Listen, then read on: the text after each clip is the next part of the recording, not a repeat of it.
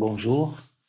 Après avoir passé en revue les deux premiers chapitres relatifs à la phase chimique sécrétoire de la physiologie digestive, à savoir la sécrétion salivaire et la sécrétion gastrique, nous allons aborder durant ce troisième chapitre la sécrétion pancréatique exocrine, qui je rappelle, cours destiné aux étudiants de deuxième année de pharmacie de la faculté de médecine et de pharmacie, établissement relevant de l'université Mohammed V de Rabat. Durant ces rappels anatomiques de la sécrétion pancréatique exocrine, nous observons ici le pancréas, qui je rappelle est une glande mixte, à la fois endocrine, mais ce volet endocrine de la sécrétion pancréatique sera abordé dans un autre cours de la physiologie endocrinienne. Nous nous intéressons aujourd'hui au volet exocrine de la sécrétion pancréatique, à savoir ce suc pancréatique qui va être sécrété au niveau d'acini pancréatiques qui vont être responsables de la sécrétion riche en enzymes, et ce sucre pancréatique, durant sa descente jusqu'à l'intestin, jusqu'au duodénum, il va s'enrichir en ions bicarbonate à travers toute cette sécrétion canalaire, à travers les canaux pancréatiques qui vont donc, je rappelle, enrichir ce sucre pancréatique en ions bicarbonate. On voit ici que le pancréas déverse son contenu au niveau de la partie proximale de l'intestin grêle, dans une zone où on voit également l'arrivée du canal cholédoque du foie et de la vésicule biliaire. Cette région est très importante du point de vue anatomo-fonctionnel. C'est une zone, un pamphlet qu'on appelle l'ampoule de Vater, avec un sphincter à ce niveau-là qu'on appelle le sphincter d'Oddi. Du point de vue description du sucre pancréatique, comme la plupart des sucres digestifs, comme on l'a dit précédemment, il est très riche en eau, 98%, plus ou moins visqueux. Le volume sécrété est compris entre 1,5 litre jusqu'à 4 litres par jour, selon l'état de stimulation, ça veut dire selon l'état de jeûne ou l'état postprandial, et le pH également est compris entre 7 et 9, selon l'état de stimulation. Il est toujours isotonique par rapport au plasma. La composition, tout d'abord les éléments minéraux, la concentration du sodium Na+, et du potassium K+, sont voisines à celle du plasma, alors que celles des bicarbonates et du chlore subissent de larges variations.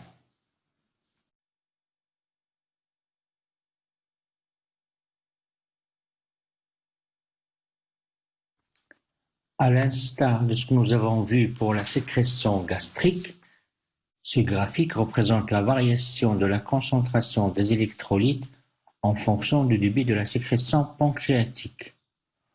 On constate que la concentration des ions sodium et potassium reste constante, peu importe le débit. La concentration du sodium reste élevée et celle du potassium reste faible. En revanche, les concentrations des ions bicarbonate et des ions chlore varient en fonction du débit de sécrétion. La concentration des ions bicarbonate est exponentielle par rapport au débit, alors que la concentration du chlore est inversement proportionnelle au débit.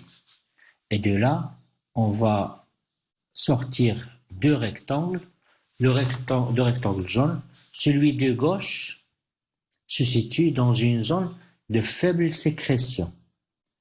Et le débit sécrété dans cette zone de faible sécrétion est un sucre qui est riche en sodium et en chlore. Son pH, il est neutre, il est de 7. Donc on peut d'ores et déjà légender ce rectangle comme étant un rectangle qui se situe dans une période de jeûne. En revanche, le rectangle de droite se situe dans une zone de fort débit et le sucre sécrété est riche en bicarbonate de sodium. Et le pH, il est basique, il est alcalin, il est de 9. Donc on peut légender ce deuxième rectangle de droite comme étant un rectangle qui se situe dans une période postprandiale. Donc je récapitule. À jeun, le pancréas sécrète peu de sucre et le peu qu'il sécrète est un sucre riche en NaCl et pH neutre. Après un repas, la sécrétion pancréatique augmente et le sucre s'enrichit en bicarbonate et le pH devient alcalin. Les substances organiques du sucre pancréatique exocrine. 90% des substances organiques du sucre pancréatique sont des protéines. Petit 1, on va voir les enzymes glycolytiques et les enzymes glycolytiques sont ici au singulier. On parle de l'amylase. L'amylase qui, je rappelle, une isoforme identique à celle de l'amylase salivaire. Le substrat est l'amidon et le glycogène et l'action de l'amylase va libérer du glucose, du maltose. Le maltose, je rappelle, ce sont 2 molécules de glucose attachées, maltotriose, 3 molécules de glucose attachées, et des dextrinimides. Je rappelle, les dextrinimides, nous l'avons vu durant le cours de sécrétion salivaire, ce sont des molécules de glucose reliées entre le carbone 1 et le carbone 6. Cette liaison n'est pas reconnue par l'amylase. Les enzymes lipolytiques, et là je souligne que c'est la première attaque enzymatique des lipides. Grâce à la lipase va s'attaquer aux lipides alimentaires majoritaires qui sont les triglycérides. Je rappelle, triglycérides, c'est une molécule de glycérol reliée à 3 acides gras. Pour hydrolyser le triglycéride en acide gras et glycérol, la lipase elle a besoin d'un cofacteur colipase et cette réaction est catalysée par les sels biliaires et le calcium. Et là, je mets un astérisque par rapport aux sels biliaires car on va voir leur rôle en détail durant le cours de la sécrétion biliaire et de l'absorption intestinale. Deuxième enzyme lipolytique, la cholestérol estérase. Comme son nom l'indique, elle hydrolyse le cholestérol alimentaire et également les vitamines liposolubles. En petit 3, nous avons les enzymes protéolytiques qui du reste les plus importants et les plus nombreux. Je rappelle que l'attaque enzymatique des protéines est amorcée dans l'estomac grâce à la pepsine et au niveau de l'intestin, du duodénum, cette hydrolyse des protéines est continuée grâce à des enzymes pancréatiques. Et là, je souligne un fait très important, c'est que toutes ces réactions, ces hydrolyses, ces attaques enzymatiques se déroulent dans l'intestin et non pas dans le pancréas, comme souvent les étudiants se trompent, ils pensent que ça se passe dans le pancréas. Toutes ces réactions, que ce soit l'amylase, que ce soit la lipase, que ce soit pour les enzymes protéolytiques, la réaction de digestion se déroule bien dans le duodénum, dans la partie proximale de l'intestin grêle. Nous avons donc la trypsine qui coupe après spécifique des acides aminés basiques, arginine ou lysine. Comme à l'instar de toutes les enzymes protéolytiques, elle est sécrétée sous forme de zymogène, sous forme de précurseur inactif, le trypsinogène. Pour qu'elle soit active, la trypsine, il faut une enzyme intestinale appelée entérokinase. Entéros veut dire intestin, et donc pour que la trypsine soit active, il faut d'abord qu'elle soit larguée dans le duodénum en provenance du pancréas. Comme ça, une fois la trypsine libérée, elle va s'attaquer à son propre zymogène, sous forme d'une réaction autocatalytique pour amplifier la réponse pour avoir plus de trypsine. Pourquoi on a besoin de cette entérokinase? L'organisme évite une activation de la trypsine prématurée dans le pancréas. Car la trypsine, en absence d'aliments, en absence de protéines alimentaires, elle va s'attaquer au pancréas lui-même, aux protéines de structure, sous un action qu'on appelle une autodigestion glandulaire. Donc, pour prévenir cela, la trypsine est sécrétée sous forme de trypsinogène et il faut absolument que la trypsine soit déversée dans l'intestin pour qu'elle soit activée. La chymotrypsine, elle est spécifique des acides aminés aromatiques, tyrosine, phénylalanine et tryptophane. Elle aussi est sécrétée sous forme de zymogène inactif, chymotrypsinogène, et pour que la chymotrypsine soit active, il faut la trypsine. En rappelant que la trypsine, elle n'est active qu'une fois arrivée dans l'intestin. Donc, il n'y a pas risque d'activité à chymotrypsine dans le pancréas. L'élastase coupe après acide aminé aliphatique, alanine, valine, glycine, hydrolyse des fibres élastiques et de collagène. Nous avons également deux autres enzymes, carboxypeptidase A et carboxypeptidase B, qui sont, elles, des exopeptidases. Ça veut dire qu'elles coupent en bout de chaîne, elles coupent du côté C-terminal, alors que les enzymes précédemment citées sont des endopeptidases, elles coupent en milieu de chaîne. Nous avons des enzymes nucléolytiques, comme leur nom l'indique, la ribonucléase hydrolyse l'ARN et la désoxyribonucléase hydrolyse l'ADN. Concernant la régulation de la sécrétion pancréatique exocrine, nous avons une commande nerveuse en passant par le nerf vague, donc le nerf pneumogastrique, la 10e paire de nerfs crâniens, qui entraîne une sécrétion riche en enzymes. La commande hormonale, et on va voir d'abord les agents stimulants, nous avons la sécrétine. La sécrétine, je rappelle, on l'a déjà évoqué lors du chapitre précédent relatif à la sécrétion gastrique, où nous avons vu que suite à l'acidification du duodénum, la sécrétine est libérée par des cellules endocrines S au niveau duodénal à travers la circulation générale. C'est un puissant inhibiteur de la sécrétion gastrique. J'ai rappelé ici les deux chercheurs qui ont découvert la sécrétine, à savoir Baylis et Starling. Ça a été fait en 1902. Je rappelle cet aspect historique car c'est la première fois qu'une action endocrine a été mise en évidence. Je ne parle pas que de la digestion uniquement. En physiologie, la première fois que nous avons mis en évidence qu'une substance peut être libérée dans un endroit et aller agir dans un endroit loin de son site de sécrétion, c'est le principe même de l'endocrinologie, c'est bien la sécrétine. Ça a été fait, je rappelle, en 1902 par deux chercheurs, Baylis et Starling. Donc, cette hormone, elle va être libérée suite à l'acidification du duodénum. Ça veut dire que la cellule endocrine S, je rappelle d'abord, c'est une cellule polarisée. Au niveau de son pôle apical, elle est sensible au proton H+. Dès que le milieu s'acidifie, cette sécrétine va être libérée du côté basolatéral et à travers la circulation générale, elle va aller au niveau du pancréas, stimuler la sécrétion pancréatique, surtout au niveau des cellules canalaires qui fabriquent le bicarbonate, et du coup, ça va entraîner une augmentation de la sécrétion pancréatique qui va être déversée dans le duodénum. Au même moment, la sécrétine va avoir comme effet biologique, j'ai fait exprès de ne le pas mentionner ici, je l'ai mentionné dans le cours précédent, c'est un puissant inhibiteur de la sécrétion gastrique. Quand on suit cette logique, on comprend pourquoi qu'une fois le chyme gastrique arrive dans l'intestin, il n'y a plus besoin de sécréter de l'acide au niveau de l'estomac.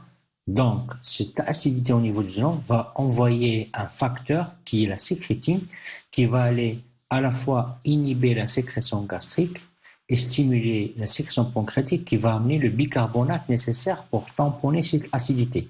Car je rappelle, le duodénum n'a pas les outils pour lutter contre une acidification accrue du duodénum. Ça entraîne un ulcère duodénal.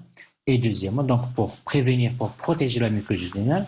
Et deuxième facteur important pour tamponner cette acidité, c'est que toutes les enzymes pancréatiques précédemment citées ne peuvent pas travailler à pH acide.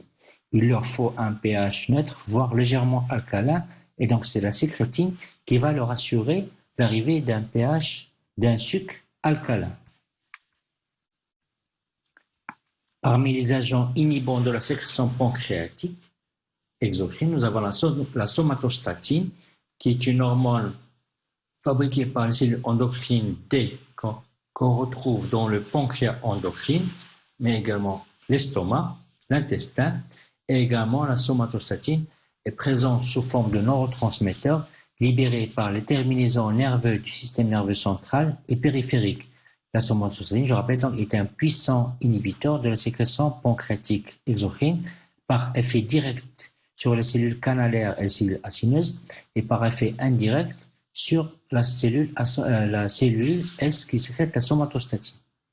Également, un autre inhibiteur, le glucagon, qui inhibe à la fois la sécrétion enzymatique et bicarbonatée du sucre de la sécrétion pancréatique.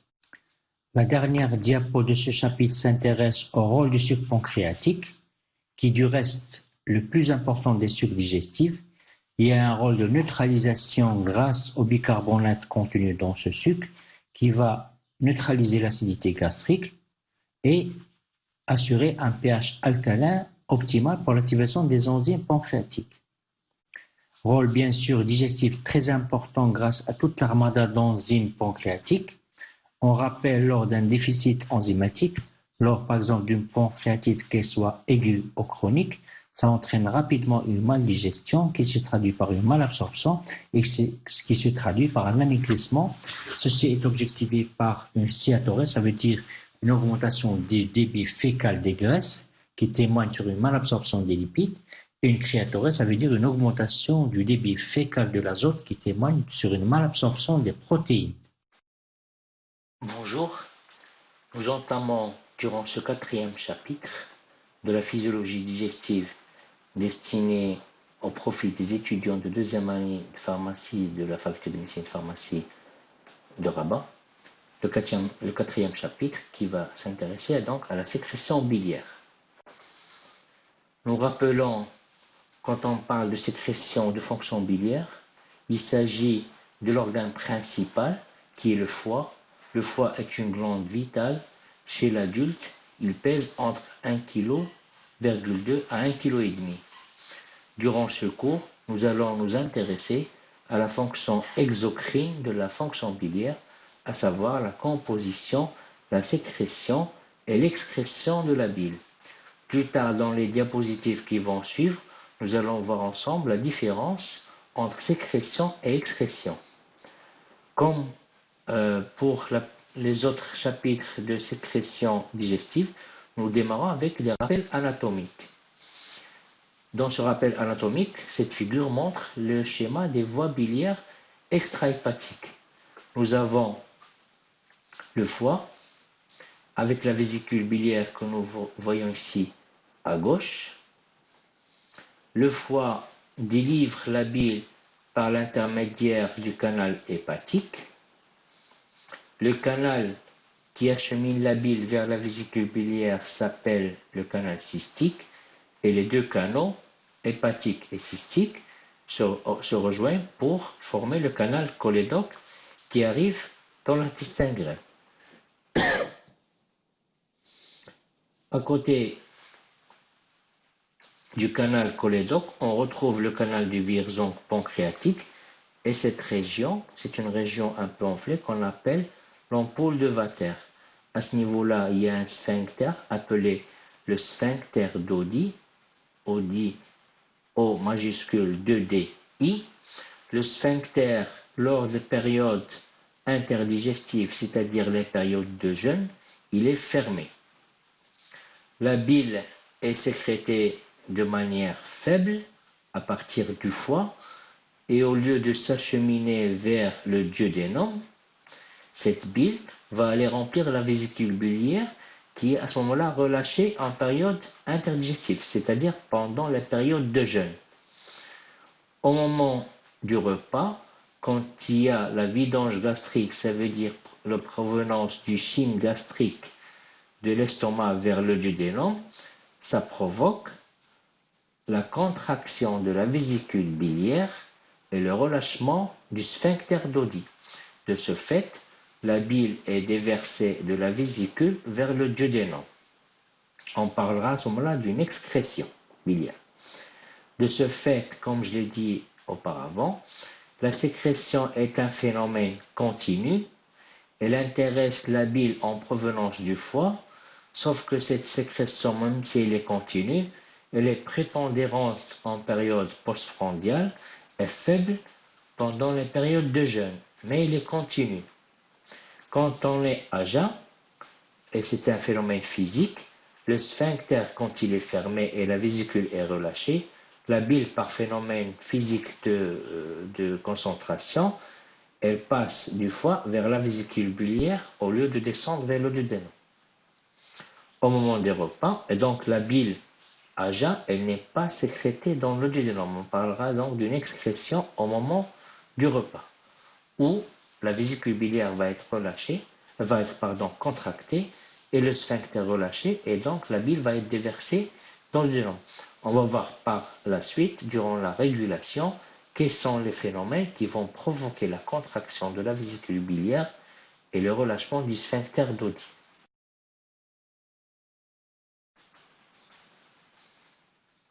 Les composants de la bile. Tout d'abord, la bile, elle est sécrétée à un volume de 0,5 à 0,7 litres par jour. C'est un liquide jaune, limpide, ça veut dire il n'est pas trouble, il n'y a pas de matière solide, neutre ou légèrement alcalin. On parlera de la bile hépatique. Donc là, il s'agit de la bile sécrétée par le foie. Comme la plupart des sucs digestifs, elle est très riche en eau, 97%. Les éléments minéraux contenus dans la bile, nous retrouvons les cations, sodium, potassium, calcium et magnésium à des concentrations voisines à celles du plasma, alors que les anions, le chlore et le bicarbonate, leurs concentrations subissent de larges variations. L'équilibre électrique des anions par rapport aux cations est assuré par les cellules biliaires qui, même s'ils sont des substances organiques, peuvent être chargées négativement. On parle d'anions organiques. C'est eux qui assurent l'équilibre électrique entre les cations et les anions.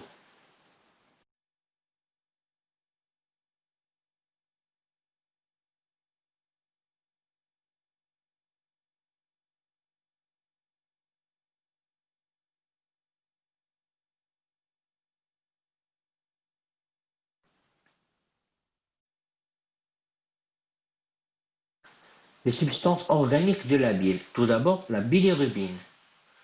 On va parler d'abord des origines. La bilirubine, elle provient de la destruction physiologique des vieilles hématies, des vieilles globules rouges. Ça concerne 80% des origines de la bilirubine. Le 20%, la bilirubine peut provenir soit d'une érythropoïèse inefficace, c'est-à-dire la formation de globules rouges, elle peut être inefficace, par synthèse d'hémoglobine qui est supérieure aux besoins, à l'érythropoïèse, ou bien lors d'une destruction immédiate des globules rouges jeunes dans la moelle osseuse ou la rate. Troisième origine de la formation de la bilirubine, qui n'a rien à voir avec l'érythropoïèse, c'est la synthèse hépatique de bilirubine à partir du métabolisme des cytochromes. Donc, ce que je voudrais que vous reteniez pour ce cours, c'est surtout la première origine qui provient donc de la destruction physiologique des vieilles hématies. Il faut savoir que les hématies sont très riches en hémoglobine et la bilirubine provient de la fraction M de l'hémoglobine. Cette fraction M va subir une oxygénation et une réduction pour donner la bilirubine. Donc, la bilirubine provient d'une réaction enzymatique concernant la fraction M de l'hémoglobine contenue dans les hématies.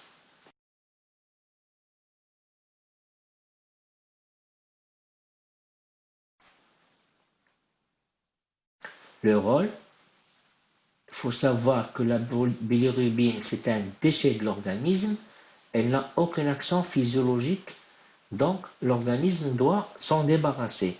Qui va se charger pour débarrasser l'organisme de la bilirubine? C'est le foie. L'accumulation de bilirubine dans le sang provoque l'ictère. Nous n'allons pas détailler ce phénomène, on le fait pour les médecines, mais pour les pharmaciens, il suffit de savoir que l'accumulation de bilirubine dans le sang provoque l'ictère. L'ictère, il peut soit être un ictère à bilirubine non conjugué, parce qu'il faut savoir physiologiquement le foie, pour se débarrasser de la bilirubine, dans l'hépatocyte, c'est-à-dire dans la cellule hépatique, il va conjuguer cette bilirubine qui est formée dans le sang. Cette bilirubine formée dans le sang, c'est une bilirubine très hydrophobe et très lipophile, donc elle constitue un danger quand elle est accumulée dans le sang. Le rôle du foie, c'est de conjuguer cette bilirubine qui est très lipophile et donc dangereuse. Il va la conjuguer à un composé présent dans la cellule hépatique, qui est l'acide glucuronique, à travers une enzyme qui va assurer la catalyse qu'on appelle la glucuronide-transférase. Le but de cette conjugaison, c'est de former un composé qu'on va appeler dorénavant bilirubine conjuguée. Le but, c'est que cette bilirubine conjuguée, elle va se retrouver avec un poids moléculaire élevé, donc facile à éliminer, et elle va devenir hydrophile. Elle va être éjectée du côté du pôle biliaire de l'hépatocyte, donc dans les voies biliaires. Elle est un constituant majeur de la bile. Elle va être stockée dans la vésicule biliaire, éjectée dans le duodénum après un repas, et va être éliminée, soit dans les selles sous forme de stercobiline, ou bien elle va être réabsorbée et éliminée dans les urines sous forme d'urobiline. Deuxième composé de substances organiques de la bile, ce sont les lipides de la bile. Nous avons les sels biliaires. Les sels biliaires, on les classe parmi les lipides de la bile. Pourtant, ils sont connus pour être des composés amphiphiles. Ils possèdent une tête hydrophile et une queue hydrophobe. On va voir en détail par la suite quand on va évoquer l'absorption des lipides au niveau intestinal, où le sel biliaire joue un rôle très important.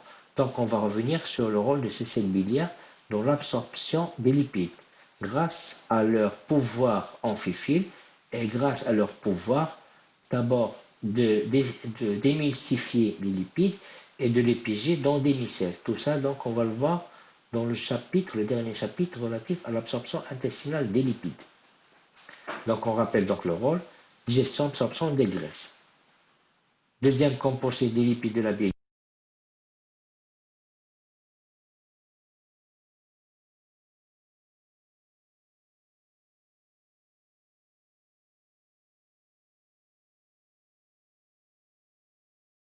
les phospholipides. Troisième composé, le cholestérol, qui représente 6% des lipides de la bile.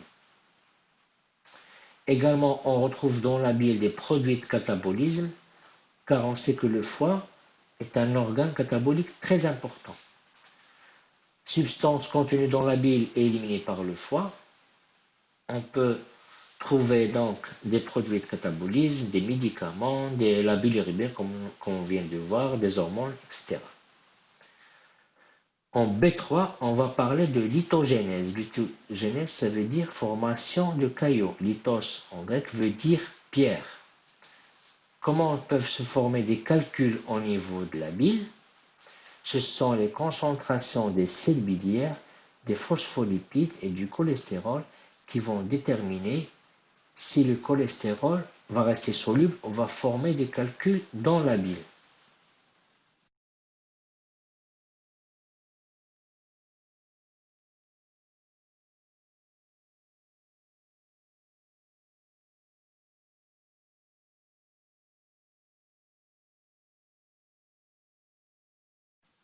De ce fait, nous allons représenter dans cette diapositive le diagramme d'Admiron-Small.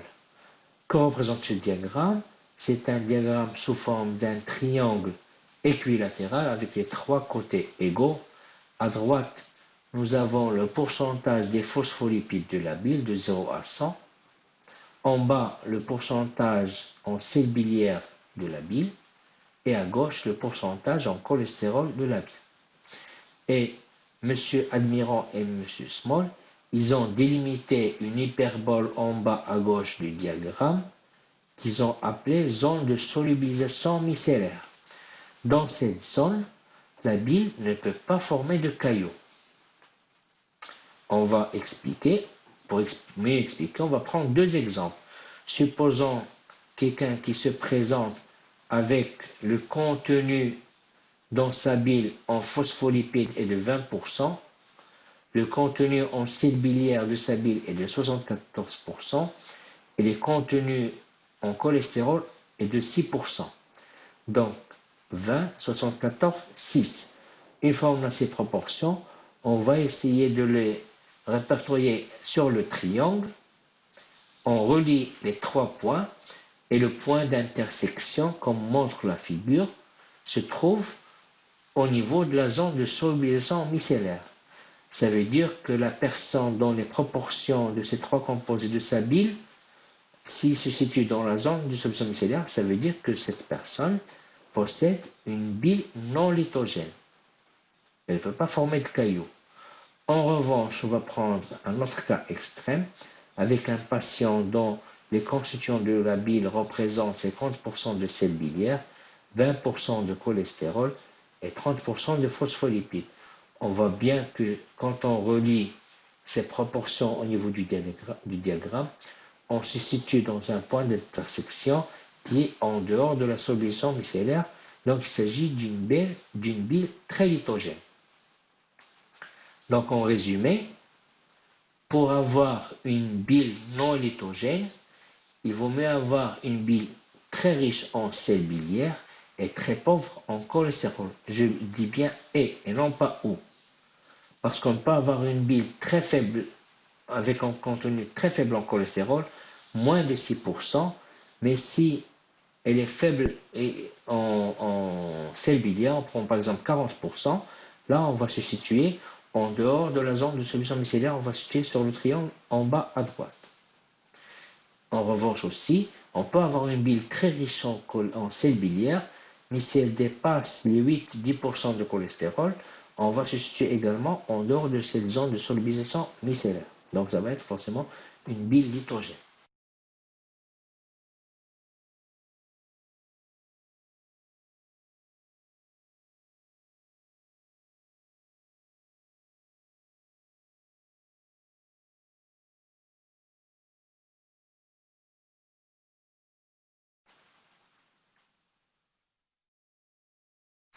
Dans cette diapositive, on va parler du remplissage et de la vidange de la vésicule biliaire. Tout d'abord, le remplissage. Le remplissage, comme on l'a dit auparavant, se déroule dans une période interdigestive, ça veut dire une période de jeûne, et c'est un phénomène passif qui se produit grâce au relâchement de la vésicule biliaire et la fermeture du sphincter d'Oddi. Donc c'est un phénomène physique tout simple. La bile, elle va du plus concentré vers le moins concentré, en l'occurrence la vésicule qui est relâchée. La vidange est un phénomène actif déclenché bien sûr par l'arrivée des aliments dans le duodénum et plus particulièrement les lipides. En effet, un repas riche en lipides dans le duodénum, les lipides stimulent la libération d'une hormone intestinale, en l'occurrence la CCK, la cholécystokinine. Il faut savoir que cette hormone est fabriquée par une cellule endocrine intestinale qui, comme la plupart des cellules digestives, ce sont des cellules polarisées, possèdent donc un pôle apical qui donne sur la lumière digestive et un pôle basolatéral en contact avec les vaisseaux sanguins et les nerfs. Donc ce côté apical de la cellule endocrine ACCK est sensible à la richesse d'aliments en lipides. Donc les lipides vont stimuler le pôle apical de la cellule endocrine. La cellule endocrine va commencer à fabriquer la cholécystokinine. La cholécystokinine, en étant hormone, va être larguée dans le sang.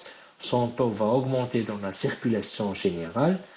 Et à travers la circulation générale, la CCK va atteindre les vaisseaux sanguins qui irriguent la vésicule biliaire. Une fois les cellules vésiculaires reconnaissent la CCK à travers des récepteurs spécifiques, la vésicule biliaire va être contractée. Les mêmes vaisseaux sanguins qui irriguent le sphincter d'Oddi, une fois ces vaisseaux sont irrigués par du sang riche en CCK, ça va provoquer le relâchement de ce sphincter.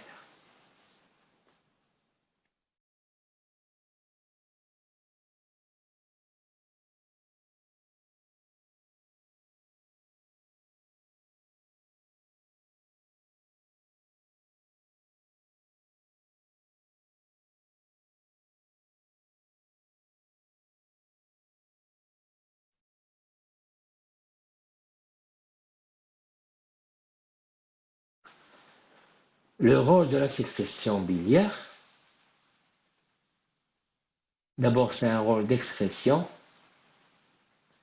donc ça fait partie de ce qu'on appelle la fonction de détoxication du foie, qui est une fonction très importante. Ça consiste à solubiliser les substances, qu'elles soient endogènes ou exogènes, pour faciliter leur excrétion, c'est-à-dire leur élimination à travers la bile. Bien sûr, la bile possède un rôle digestif grâce aux sels biliaires. Les sels biliaires de la bile confèrent à la bile un rôle digestif.